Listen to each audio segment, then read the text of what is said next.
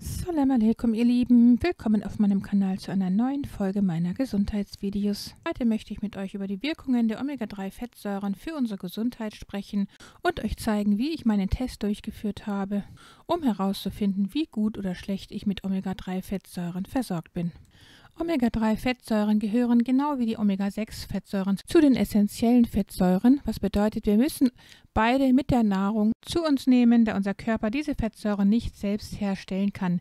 Sie sind also lebensnotwendig. Beide zählen zu den mehrfach ungesättigten Fettsäuren und sie sollten idealerweise im Verhältnis 1:1 im Körper vorhanden sein. Da die Menschen in den Industrienationen sich heute allerdings extrem Omega-6-lastig ernähren, erkranken die meisten Menschen in diesen Nationen im Laufe ihres Lebens an den typischen Zivilisationskrankheiten wie Diabetes, Herz-Kreislauf-Erkrankungen, Arteriosklerose, Arthrose, Krebs, Alzheimer und so weiter. Die bekannteste Omega-6-Fettsäure ist die Linolsäure, die in besonders hohen Mengen im Sonnenblumenöl, im Maiskeimöl und im Distelöl, aber auch in vielen anderen Pflanzenölen vorkommt. In der heutigen westlichen Ernährung konsumieren wir einfach zu viel Linolsäure, welche die Entstehung von Entzündungen fördert. Auch führt ein zu viel der Omega-6-Fettsäure zu verengten Blutgefäßen und zur Gerinnung des Blutes, sprich zu einem dickflüssigen Blut. Aus der Linolsäure kann der Körper auch Arachidonsäure herstellen und diese nehmen wir auch zusätzlich über die Nahrung auf, insbesondere von tierischer Nahrung aus der Massentierhaltung. Ein zu viel der Omega-6-Fettsäuren führt also zu chronischen Entzündungen unter anderem. Und deshalb sollten wir Omega-6-haltige Nahrungsmittel reduzieren und die Omega-3-haltigen Nahrungsmittel vermehren. Bei den Omega-3-Fettsäuren unterscheidet man zwischen kurzkettigen und langkettigen Omega-3-Fettsäuren. Die kurzkettige Omega-3-Fettsäure ist die Alpha-Linolensäure, die besonders in Leinsamen, Chiasamen, Hanfsamen und Walnüssen enthalten ist. Die beiden bekanntesten langkettigen Omega-3-Fettsäuren Eicosapentaensäure, also EPA, und Docosahexaensäure, DHA. Sie finden sich in fettreichem Seefisch oder in entsprechenden Fischölkapseln. Da Seefisch aber nur deshalb Omega-3-Fettsäuren enthält, weil er Omega-3-haltige Algen frisst, und zwar die Mikroalge Schizochitrium, und da sich fettreicher Seefisch aufgrund der aktuellen Umweltproblematik und Überfischung nicht als Omega-3-Quelle eignet, insbesondere auch wegen der Problematik der Quecksilberbelastung im Fisch, wäre es stark zu empfehlen, sich den Umweg über den Fisch zu sparen und stattdessen die Mikroalge selber in Form von extrahiertem Algenöl zu verzehren. Da der Körper aus der Alpha-Linolensäure in Leinöl zum Beispiel die langkettigen Omega-3-Fettsäuren DHA und EPA in nur sehr geringen Maßen selber herstellen kann, sind wir auf die direkte Zufuhr dieser alles entscheidenden, absolut wichtigen, langkettigen Omega-3-Fettsäuren angewiesen. Nahezu überall im Organismus werden Omega-3-Fettsäuren benötigt, sodass schon allein die Aufgaben der Omega-3-Fettsäuren im Körper zeigen, wie sie wirken und was wir von einer guten Omega-3-Versorgung erwarten können.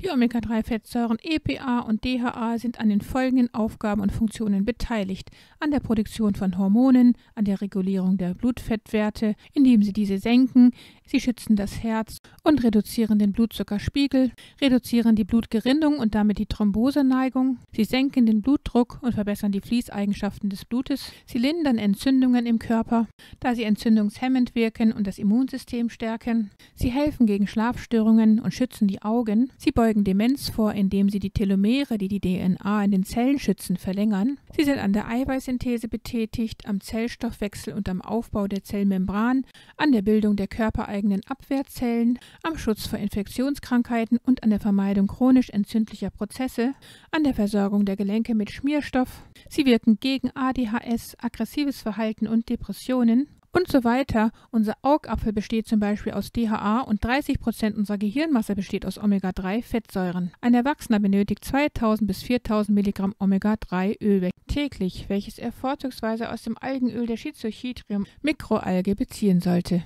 Hier zeige ich euch jetzt, wie ich den Test durchgeführt habe, den ich von Syncino bestellt habe, von denen ich auch gleich das Omega-3-Öl bestellt hatte. Das soll zu den besten veganen Omega-3-Ölen auf dem Markt gehören. Das hier ist der Test, den werden wir gleich durchführen. Mit dabei war ein kleines Geschenk, ein Energy Bar aus gesunden Zutaten. Und hier ist das Omega-3-Balanceöl, gleich in 2 großen Flaschen mit jeweils 300 Milliliter Inhalt. Meistens findet man die Omega-3-Algenöle nur in 100 Milliliter Flaschen vor, wodurch sie natürlich dann teurer kommen, als wenn man sie gleich in einer großen Flasche bestellt. Was sehr viel lohnender ist, da die Einnahme sowieso ein Leben lang erfolgen muss, denn unser Gehirn muss ständig mit Omega-3 versorgt werden. das hier ist jetzt der Test, den wir auspacken. Das ist der Beutel, in dem die Blutprobe später verschickt wird. Dazu eben der Briefumschlag, den wir dann noch mit einer Briefmarke versehen müssen am Ende. Dann die ausführliche Gebrauchsanweisung, die in jeder nur denkbaren Sprache versehen ist, sodass man auf jeden Fall seine eigene Sprache darunter findet. Dann die 2 Nadeln, mit denen man sich den Pieks setzt und ein Pflaster dazu. Und das ist die Karte, von der man die Hälfte abschneiden soll. Die Karte mit der Nummer, die hebt man dann auf, weil man sich mit der Nummer später einloggen kann, um damit sein Ergebnis zu erfahren. Wir legen also die Karte mit den 2 Kreisen vor uns hin, dann schauen wir uns die Gebrauchsanweisung an und werden dann den Mittelfinger desinfizieren. Man könnte zuallererst allerdings auch noch den Arm so schwenken, wie das hier auf dem Bild zu sehen ist. Also den Arm einige Male kreisen, um die Durchblutung anzuregen, damit das Kapillarblut dann aus dem Finger gut abtropfen kann. Man piekst sich dann mit diesem Teil in diesen Mittelfinger und drückt etwas, damit das Blut kommt. Wichtig ist eben, dass man halt diese beiden Felder dann, diese beiden Kreise vollständig mit Blut füllt. Bei mir kam das nicht so richtig, also ich habe dann mehrere Male versucht und habe dann hinterher nochmal den anderen Finger von der anderen Hand benutzt. Und deshalb sind auch 2 von diesen Pieksdingern dabei, falls das mit dem einen Finger nicht so gut klappt. Das ist wahrscheinlich meistens der Fall. Dann benutzt man eben nochmal die andere Hand. Dann habe ich mir halt alles nochmal gründlich durchgelesen, wie ich jetzt weiterverfahren muss und habe dann gelesen, dass man die Karte mindestens 10 Minuten lang trocknen lassen muss, bevor man sie dann in ihre Kartenhalterung steckt. Die Karte in der Kartenhalterung kommt dann in den dafür vorgesehenen Plastikbeutel, der erst jetzt geöffnet werden darf und dessen Inhalt man nicht entnehmen darf, der bleibt da drin. Der Beutel wird dann gut verschlossen und kommt dann in den dafür vorgesehenen Umschlag, also in den Briefumschlag. Den kleben wir zu und dann kommt hinterher noch die richtige Briefmarke drauf. Dazu habe ich den Brief dann gewogen und habe festgestellt, dass er eben mehr als 20 Gramm wiegt, also kurz über 20 Gramm, deshalb statt 80 Cent 95 Cent, dachte ich zumindest. Ich hatte nicht die Adresse mir angeschaut. Ich dachte halt, es wäre in Deutschland. Später habe ich aber dann festgestellt, dass es ja nach Norwegen geht. Und nach Norwegen kostet das Ganze eben 1,70 €. Deswegen habe ich nochmal 80 Cent dazugeklebt. Das sind zwar jetzt 1,75 €, aber macht ja nichts. Ja, und dann wird der Brief einfach abgeschickt mit der Post am nächsten Tag. Und in dieser Box habe ich mir dann einfach diese Karte mit der Nummer aufgehoben, damit ich die nicht verliere, denn die brauche ich später, um mich einzuloggen und um mein Testergebnis zu erfahren. Und das hier war mein Ergebnis, was ich sehr interessant fand, da meine Omega-6:3-Balance ausbalanciert war, das heißt 3:1, was auf jeden Fall schon mal super ist, also im grünen Bereich. Ideal wäre es natürlich, wenn sie 1:1 gewesen wäre. Die meisten Menschen der Industrienationen jedoch, die kein Omega-3 nehmen, haben oft ein katastrophales Verhältnis von Omega-6 zu Omega-3 zwischen 15:1 bis 80:1. Da mein Arachidonsäurespiegel allerdings zu niedrig ist und mein Linolensäurespiegel zu hoch, ist mein Schutzwert nur mittelmäßig. Ebenso mein Omega-3-Index. Da ich schon seit einem Jahr das Omega-3-Algenöl von Norsan nehme, was ich auch weiterhin sehr empfehlen kann, sind meine Werte im Allgemeinen zufriedenstellend und meine mentale Stärke sogar optimal, mashallah, weil mein DHA-Wert, der für das Gehirn verantwortlich ist, im idealen Bereich liegt. Da der EPA-Wert jedoch zu niedrig war, ist dann auch die Zellmembranfluidität nur mittelmäßig. Erstaunlich fand ich allerdings, dass der Arachidonsäurespiegel sogar etwas zu niedrig war, obwohl ich sehr wohl ab und zu Fleisch esse, wenn auch aus Biohaltung natürlich. Die meisten Menschen heute allerdings haben einen viel zu hohen Arachidonsäurewert, der meist im oberen roten Bereich liegt.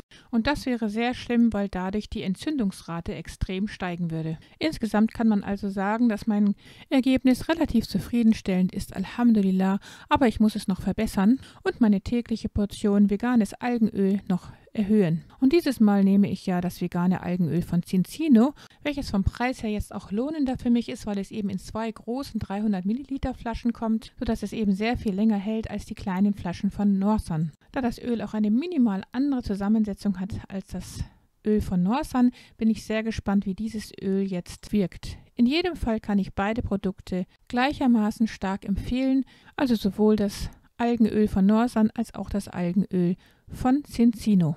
Ich gebe mir das Algenöl täglich in meinen frisch gepressten grünen Saft und dazu kommt auch jedes Mal ein Schuss von dem ungefilterten, nativen, ägyptischen Bio-Schwarzkümmelöl. Denn im Schwarzkümmel liegt Heilung gegen jede Krankheit, wie wir von unserem Propheten sallallahu alaihi wasallam wissen. Mein Video zum Schwarzkümmel verlinke ich euch hier oben nochmal. Ferner gebe ich ebenso noch einen Teelöffel Chlorella-Pulver in den grünen Saft, damit die Gifte, die durch den grünen Saft im Körper mobilisiert werden, an die Chlorella-Alge gebunden werden und so aus dem Körper geleitet werden können. Wie wir gerade eben an den Trester sehen konnten, entsafte ich mir zu den Wildkräutern auch immer einiges Biogemüse, sowie auch deren grüne Blätter, wie zum Beispiel die grünen Blätter von Radieschen, Möhren, Blumenkohl, Brokkoli und so weiter. Durch die grünen Säfte auf leeren Magen getrunken, erhält der Körper unglaublich viele Vitalstoffe. Da er so viel an Gemüse niemals am Tag essen könnte, geschweige denn die Wildkräuter, die relativ bitter schmecken, verzehren würde.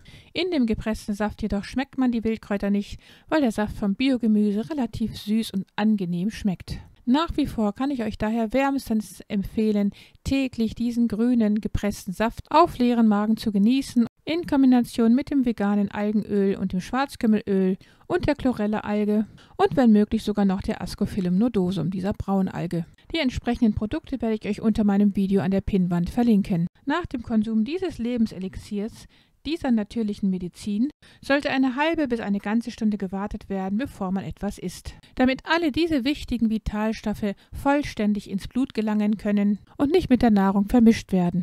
Gerne verlinke ich euch nochmal mein Video zu diesen grünen Säften, die täglich konsumiert viele Krankheiten vorbeugen oder gar verhindern können. Mit Allahs Erlaubnis. Inshallah konnte ich euch mit diesem Video motivieren, das lebenswichtige Omega-3 Algenöl täglich zu konsumieren. Denn die langkettigen Omega-3 Fettsäuren EPA und DHA sind absolut essentiell, weil sie der Körper nicht selber herstellen kann und müssen daher zwingend mit der Nahrung aufgenommen werden. Da die Nahrung heute sehr Omega-6-lastig ist, müssen wir die Omega-3 Fettsäuren supplementieren, um einen lebensgefährlichen Mangel daran zu verhindern. In diesem Sinne wünsche ich euch gute Gesundheit und wenn euch das Video von Nutzen war, dann teilt es gerne mit euren Freunden und Bekannten, damit so viele Menschen wie möglich daraus einen Nutzen ziehen können. Vergesst auch nicht, das Glockensymbol zu betätigen, damit ihr kein Video in der Zukunft von mir verpasst. Liebste Grüße, Salam Alaikum, eure Mariam.